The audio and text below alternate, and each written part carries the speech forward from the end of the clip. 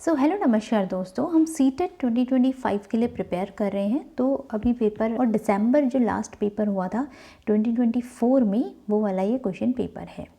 इससे रिलेटेड हमने प्रीवियसली भी चैनल पर जो वीडियोस हैं वो देखी हुई हैं और हम 25 क्वेश्चन जो हैं वो बाल विकास के सॉल्व कर चुके हैं। टोटल इसमें 30 क्वेश्चन आते हैं। यहाँ से आप देख सकते हैं कि किस तरीके से क्वेश्चन पेपर का जो पैटर्न है वो रहता है। तो यहाँ पर हमने 25 क्वेश्चन पहले ही डिस्कस कर लिए हैं और उसका जो लिंक है वीडियोस का वो आपको डिस्क्रिप्शन में मिलेगा, वहाँ से आप उन्हें ज़रूर देखिएगा। हमने उनके कॉन्सेप्ट्स को भी समझा है।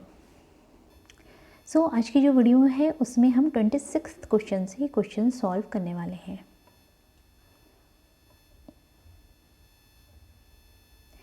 आज का हमारा पहला क्वेश्चन रहेगा जहाँ पर कि हमें असर्जन और रीज़न पूछा गया है, अभिकथन और उसका कारण पूछा गया है। तो अभिकथन और कारण को सॉल्व करने के लिए हमें सबसे पहले तो दोनों को पढ़ना होता है। फिर हम देखते हैं कि क्या दोनों सही हैं। अगर दोनों सही होते हैं तो इनके बीच में हम यहाँ पर बिकॉज लगा कर देखेंगे, और अगर बिकॉज से वो उसका आंसर बन रहा है जो रीज़न है तो मतलब कि वो उसको फॉलो करता है। अब यहाँ पर हम क्वेश्चन पढ़ लेते हैं। सबसे पहले, शिक्षकों को छात्रों से दूरी बनाकर रखनी चाहिए और अधिगम की प्राथमिक जिम्मेदारी उन्हीं पर डालनी चाहिए। तो ये हमारा पहला अभिकथन है। तो आप भी वीडियो को पॉज करके आंसर्स जो है वो ज़रूर दीजिएगा। नेक्स्ट क्वेश्चन हम इसका अगर कारण देखें तो अधिगम एक लोकतांत्रिक वातावरण के बजाय एक एकाधिकारवादी वातावरण में प्रभावी ढंग से होता है। तो अगर हम सबसे पहले अभिकथन देखें तो अभिकथन में हमें बोला गया है जो एक टीचर होता है उसको क्या करना चाहिए, दूरी बनानी चाहिए, बच्चों से डिस्टेंस रखना चाहिए। क्या हम ऐसा करते हैं कि ये बच्चे हैं, क्लास में आए हैं और हम कह रहे हैं कि हम तो डिस्टेंस बना कर रखेंगे, दूरी बना कर रखेंगे और उन्हें छोड़ देंगे, उनको जिम्मेदारी जो है उन्हीं पर डाल देंगे, पूरी जो लर्निंग की जिम्मेदारी है उन्हीं पर डाल दी हमने, रिस्पॉन्सिबिलिटी सिर्फ उन्हीं पर। ओनली यहाँ पर यूज़ हो गया है। तो जहाँ पर भी हमें दिखेगा ओनली है, नेवर है, ऑलवेज़ है, उस ऑप्शन पे हमें डाउट ही रखना है और उस ऑप्शन को हमें ध्यान से पढ़ना है। ऐसे ऑप्शंस जो हैं मोस्टली हम देखेंगे कि वो क्वेश्चन में क्या हो रहे होंगे, गलत ही हो रहे होंगे। ठीक है, तो क्या सिर्फ बच्चे की रिस्पॉन्सिबिलिटी है लर्निंग की? बिल्कुल भी नहीं। क्या एक टीचर को डिस्टेंस बना कर रखना चाहिए? बिल्कुल भी नहीं। फिर तो जो हमारी थ्योरीज़ दी गई हैं, जैसे वाइगोत्स्की की थ्योरी है सोशियो कल्चरल थ्योरी की, इंटरेक्शन के थ्रू हमें पढ़ाना चाहिए, वो क्या हो जाएगी फिर, नहीं तो गलत हो जाएगी। तो यहाँ पर हमारा जो ऑप्शन नंबर 1 है, जो हमारा अभिकथन है असर्जन, वो क्या हो जाएगा, गलत हो जाएगा। अब हम रीज़न देखते हैं। यहाँ पर बोला गया है कि लोकतांत्रिक वातावरण नहीं होना चाहिए। क्या हम ये कहते हैं? हम बोलते हैं कि जो वातावरण है वो कैसा होना चाहिए, डेमोक्रेटिक होना चाहिए, फ्लेक्सिबल होना चाहिए, जहाँ पर कि बच्चा जो है वो सवाल पूछ सके, बच्चे जो हैं वो अपनी प्रॉब्लम जो है वो डिस्कस कर सके, बता सके। तो ये ऑप्शन भी हमारा क्या हो जाएगा, गलत हो जाएगा, जहाँ पर कि अथॉरिटेटिव वातावरण की बात जो है वो हो रही है। तो यहाँ पर हमारा ऑप्शन नंबर 2 जो है वो करेक्ट होगा, जहाँ पर कि बोला गया है कि दोनों ही जो कथन है वो क्या है, असर्जन और रीज़न दोनों ही क्या है, गलत है। ऑप्शन नंबर 2 हमारा करेक्ट ऑप्शन है। अब हम 27वां क्वेश्चन देखते हैं। यहाँ पर वाइगोत्स्की से क्वेश्चन पूछा गया है। वाइगोत्स्की की जो थ्योरी है वो बढ़िया तरीके से डिटेल में सॉल्व किया, हमने पढ़ी हुई है उसको, उसका जो लिंक है वो आपको डिस्क्रिप्शन में मिलेगा, वहाँ से आप उस थ्योरी को ज़रूर देखिएगा। वाइगोत्स्की से क्वेश्चन जो है वो आजकल काफ़ी पूछे जा रहे हैं क्योंकि इनकी सोशियो कल्चरल थ्योरी है और आज के टाइम में जैसा कि हम देख रहे हैं बच्चों में इंटरेक्शन की, सोशल इंटरेक्शन की कमी जो है वो पाई जाती है, इसीलिए ये थ्योरी जो है इसलिए भी इम्पॉर्टेंट हो जाती है। अब हम देखते हैं सबसे पहला, इसमें भी हमें अभिकथन और कारण जो है वो 2 दिए गए हैं। तो सबसे पहला कारण अभिकथन पढ़ेंगे हम, असर्जन पढ़ेंगे। शिक्षकों द्वारा प्रदान किया गया आलम्बन बच्चों को सीखने की प्रक्रिया में बाधा डालता है। ये हमारा अभिकथन है। कारण इसका है कि लेव वाइगोत्स्की ने प्रस्तावित किया कि बच्चे स्वतंत्र रूप से वातावरण में पर कार्य करके और उनमें हेर फेर करके सीखते हैं।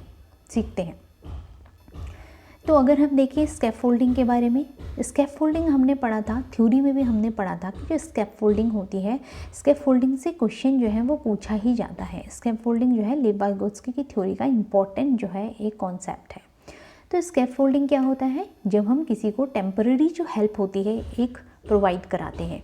जैसे हमने बच्चों को कुछ क्वेश्चन सॉल्व करने को दिया और उन्हें क्वेश्चन वहाँ पर उस समय समझ में नहीं आया, बट हमने थोड़ी सी क्या करा दी, हेल्प करा दी बच्चों की।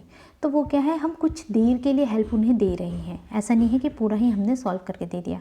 हमने कुछ देर के लिए जब टेम्पररी हेल्प प्रोवाइड कराई किसी बच्चे को, उसी प्रक्रिया को, उसी प्रोसेस को स्कैफोल्डिंग कहा जाता है, जहाँ पर कि एक कुछ समय के लिए हेल्प जो है बच्चों को प्रोवाइड कराई जाती है। वो प्रक्रिया क्या होती है, हमारी स्कैफोल्डिंग होती है। तो यहाँ पर बोला गया है, क्या स्कैफोल्डिंग की प्रक्रिया बाधा डालती है लर्निंग में? बिल्कुल भी नहीं। यह हमारा अभिकथन जो है वो गलत हो जाएगा, क्योंकि स्कैफोल्डिंग से तो लर्निंग क्या होती है, बच्चे की बढ़ेगी। तो इसलिए पहला ऑप्शन क्या हो जाएगा, हमारा गलत हो जाएगा। और दूसरा ये बोल रहे हैं कि जो बच्चा होता है वो स्वतंत्र रूप से पर्यावरण में सीखता है, और पर्यावरण में क्या करना चाहिए, हमें उसे छोड़ देना चाहिए इंडिपेंडेंटली, और मैनिपुलेट कर सकता है, वो इन्वायरमेंट में क्या कर सकता है, हेर फेर जो है वो कर सकता है। ऐसा लेव वाइगोत्स्की थ्योरी के अकॉर्डिंग ऐसा नहीं है, क्योंकि लेव वाइगोत्स्की की जो थ्योरी है वो किस पे डिपेंड करती है, सोशियो कल्चरल थ्योरी है ना इनकी, कि जहाँ पर हम कह रहे हैं कि जो बच्चा है वो इंटरैक्ट करके सीख रहा है, इंटरैक्शन के थ्रू सीखेगा, क्योंकि सोशियो कल्चरल थ्योरी है, और अपने समाज से, अपने कल्चर से सीखेगा। तो अगर हम उसे इंडिपेंडेंट ही छोड़ देंगे तो वो अपने कल्चर से, अपने सोसाइटी से, समाज से कैसे सीखेगा? तो यहाँ पर ये वाला जो कॉन्सेप्ट है ये भी हमारा क्या हो जाएगा, गलत हो जाएगा। ऑप्शन नंबर सेकंड भी इसमें गलत हो जाएगा। तो यहाँ पे भी हमारे दोनों ही ऑप्शन जो है वो क्या है, गलत है। ऑप्शन नंबर 2 इसका राइट हो जाएगा। दोनों ऑप्शन क्या है, गलत है। अब हम नेक्स्ट क्वेश्चन देखते हैं। 28वां क्वेश्चन हमारा है, यहाँ पर हमें जो क्वेश्चन पूछा गया है वो बाहरी अभिप्रेरणा से पूछा गया है, मोटिवेशन से पूछा गया है। मोटिवेशन तो सभी को पता है, क्योंकि जब भी हमें पढ़ने का मन करता है या नहीं करता है तो हम किसी न किसी चीज़ से मोटिवेटेड जो है वो रहते हैं। अब ये जो मोटिवेशन है ये 2 तरीके का होता है। एक तो एक्सटर्नल मोटिवेशन होता है और एक इंटरनल मोटिवेशन होता है। एक्सटर्नल मतलब जो कि बाहर से हमें मोटिवेशन जब हम लेते हैं वो हमारा एक्सटर्नल है। जैसे कि हमने कोई मोटिवेशनल वीडियो देख ली तो हम कुछ घंटे के लिए बहुत सारा मोटिवेटेड रहते हैं, हमें बहुत जोश आ जाता है, पढ़ने लगते हैं, खूब पढ़ते हैं। फिर उसके बाद वो जो, क्योंकि वो एक एक्सटर्नल मोटिवेशन था, बाहर की कोई वीडियो देख के या किसी कोई आया पर्सन उसने हमें खूब मोटिवेट किया कि हाँ तुम्हें पढ़ना चाहिए, तुम्हें ये करना चाहिए, वो करना चाहिए, हम मोटिवेट हो गए। बट वो कैसा रहता है, क्षणिक होता है, कुछ देर के लिए होता है। बट अगर क्या हो, इंटरनली हम मोटिवेटेड हो, हमारा जो रीज़न है पढ़ाई करने का या कोई भी काम को करने का, अगर वो हमें अंदर से आ रहा है, हमारी खुद की भीतर की आवाज़ है, तो वो क्या रहेगा, हमारा लंबे समय तक रहेगा। उसमें ऐसा नहीं होगा कि हम 1 दिन काम करेंगे, 2 दिन काम करेंगे फिर छोड़ देंगे, ऐसा नहीं होगा। जब भी हम इंटरनली किसी काम को करने के लिए मोटिवेटेड रहते हैं तो उस काम को हम क्या करते हैं, लंबे समय तक कंटिन्यूअसली करते रहते हैं। यहाँ पर 4 ऑप्शन हमें दिए गए हैं। वीडियो को पॉज करके आपको भी आंसर ज़रूर देना है, ये ईजी ही क्वेश्चन है ना। जहाँ पर कि हमें क्या पूछा गया है, एक्सटर्नल फैक्टर से जब आ रही है तो मतलब कि हमारे जो इन्वायरमेंट के जो परिणाम हैं उनसे ही हमें आ रही है मोटिवेशन, तो वो एक्सटर्नल मोटिवेशन वही होगा जो हमें हमारे इन्वायरमेंट से मिल रहा है। एक्सटर्नली हम मोटिवेट हो गए हैं, तो यहाँ पर ऑप्शन नंबर 1 ही करेक्ट हो जाएगा। अगर हम ऑप्शन नंबर 2 देखें, जहाँ पर पर्सनल सेटिस्फेक्शन हमें कब आता है, जब हम अंदर से मोटिवेटेड होते हैं, है ना। और पर्सनल इन्जॉयमेंट हम किस काम में करते हैं, जब हम अंदर से क्या हैं, मोटिवेटेड हैं। तो हम, क्योंकि इंट्रिंसिकली मोटिवेटेड हम हैं, इसीलिए हमें इंजॉय भी हम काम को कर पाएंगे। इंटरनल फैक्टर भी इंट्रिंसिक मोटिवेशन का ही पार्ट जो है वो हो जाएगा। तो इसका राइट ऑप्शन ऑप्शन नंबर 1 हो जाएगा। नेक्स्ट क्वेश्चन देखते हैं अब हम। यहाँ पे जो क्वेश्चन है वो पियाजे से पूछा गया है। तो पियाजे और वाइगोत्स्की जो है, इन दोनों की थ्योरी काफ़ी इंपॉर्टेंट है और इनसे क्वेश्चन हमें डायरेक्ट पूछे जाते हैं या कंसेप्चुअल भी आ जाते हैं। तो अगर हम यहाँ पर देखें, पियाजे के संज्ञानात्मक विकास के सिद्धांत के संवेदी चालक अवस्था के 2 महत्वपूर्ण संज्ञानात्मक विकास मील के पत्थर हैं। तो यहाँ पर जो कॉग्निटिव डेवलपमेंट है पियाजे का, उसमें जो सेंसरी मोटर स्टेज सबसे पहली जो स्टेज होती है उसका कौन सा कैरेक्टर होगा, यहाँ पर पूछा गया है। सबसे पहला है जीववाद और परिवर्तन, फिर है वर्गीकरण और क्रमबद्धता, वस्तु स्थायित्व और स्थगित अनुसरण, फिर है प्रतिवर्ती चिंतन और परिकल्पित निगमनात्मकता तर्क। तो यहाँ पर अगर हम देखें, हमें सेंसरी मोटर स्टेज का कैरेक्टर पूछा गया है। तो सेंसरी मोटर स्टेज में जैसा कि हमने पढ़ा है कि कौन सी जो कैरेक्टर होते हैं सेंसरी मोटर स्टेज के, एक तो वहाँ पर आ जाती है ऑब्जेक्ट परमानेंस होती है बच्चे के अंदर, और दूसरी आ जाती है डिफर्ड इमिटेशन। तो ये थर्ड ऑप्शन यहाँ पर करेक्ट होगा।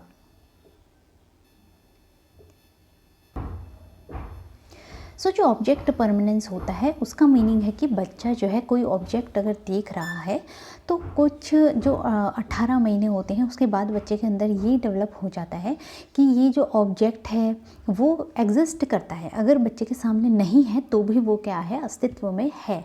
तो उसी को ऑब्जेक्ट परमानेंस कहा जाता है। जैसे कोई टेडी बियर है, बच्चा उससे खेल रहा है और हम उसे कहीं और रख दें तो बच्चे के दिमाग में ये आने लगता है कि हाँ ये एग्जिस्ट करता है, ये मेरे सामने नहीं है तो भी ये जो है अस्तित्व में है। तो ये हमारा ऑब्जेक्ट परमानेंस होता है जो कि डेवलप हो जाता है इस स्टेज में। और दूसरा जो है वो डिफर्ड इमिटेशन होता है जिसको कि स्थगित अनुसरण कहा जाता है। यहाँ पर क्या होता है, बच्चा कोई भी जैसे काम उसके सामने हो रहा है, कोई बड़ा है या कोई उसका शिवलिंग है या कोई भी पर्सन अगर उनके सामने है, वो उनको देखकर कोई चीज़ सीख लेते हैं, ऑब्जर्व कर लेते हैं और उसको स्टोर कर लेते हैं अपनी मेमोरी में, और फिर डिले कभी और बाद में क्या करेंगे, उस बिहेवियर को प्रेजेंट करेंगे। बाद में क्या होगा, वो बिहेवियर उजागर होगा, तो उसी को डिफर्ड इमिटेशन कहा जाता है, जो कि डिले जिसमें होता है, डिले इमिटेशन भी कहा जाता है इसको। तो ये ऑप्शन इसका करेक्ट रहेगा। अब हमारा ऑप्शन नंबर थर्ड जो है क्वेश्चन नंबर 30 जो है वो हम देखते हैं, जो कि इस पेपर का लास्ट क्वेश्चन है। तो यहाँ पर चिल्ड्रन, बच्चों के बारे में बात की गई है कि जो बच्चे होते हैं वो अनियंत्रित पैदा होते हैं और उन्हें सामाजिक होने की आवश्यकता होती है। ये पहला ऑप्शन है हमारा। ऑप्शंस को पढ़िए और आंसर को ज़रूर दीजिए वीडियो को पॉज करके। सेकंड ऑप्शन है, इस दुनिया में आनुवंशिक कोड के साथ आते हैं बच्चे और उनकी नियति तय करते हैं। यही जो कोड है वो उनकी क्या तय करते हैं, डेस्टिनी जो है वो तय करते हैं, ऐसा इनका कहना है।